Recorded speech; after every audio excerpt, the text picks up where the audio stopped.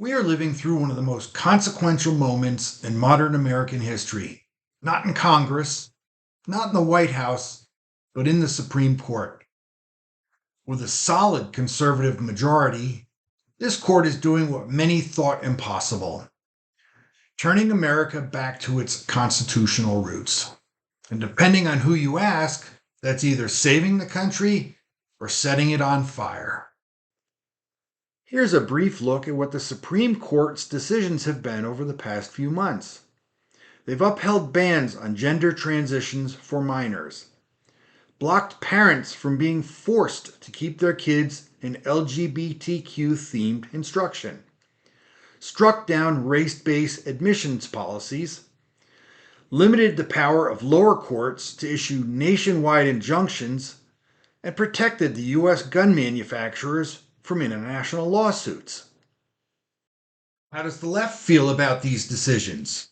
Let's take a listen. So today, the weak and unpopular conservative Supreme Court surrendered some key powers from the judicial branch over to King Donald and the executive branch.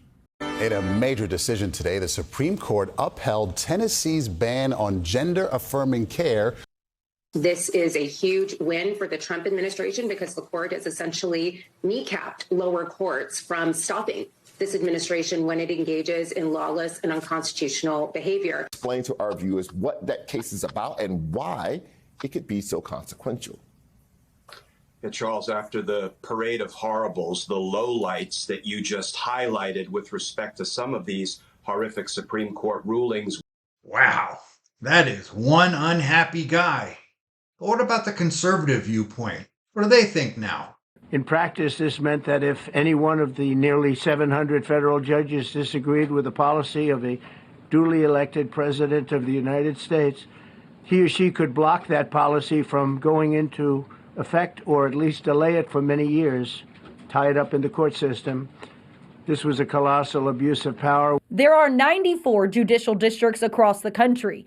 And 35 out of the 40 opinions with nationwide injunctions came from 5 liberal districts in this country. These injunctions have blocked our policies from tariffs to military readiness to immigration to foreign affairs, fraud, abuse, and many other issues. Americans are finally getting what they voted for.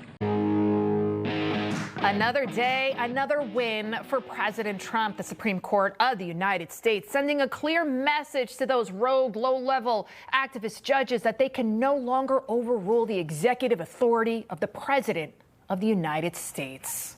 So why is this such a problem? Have the judges treated Trump differently than any other president in history?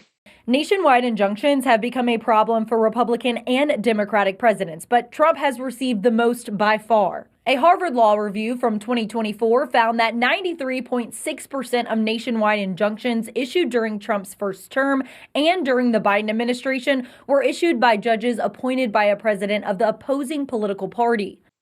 One of my big concerns with this, though, is this will work both ways. So when Trump is done, and let's say we get a Democratic president, the lower courts will not be able to block his executive actions or her executive actions nationally. It will be a localized thing, just like it is now for Trump. So let's keep that in mind when we're all clapping and happy that Trump is getting his way. But in 4 years from now, who knows what will happen? I'd love to know your opinion. Leave me a comment, but also please like and subscribe. Thanks for watching.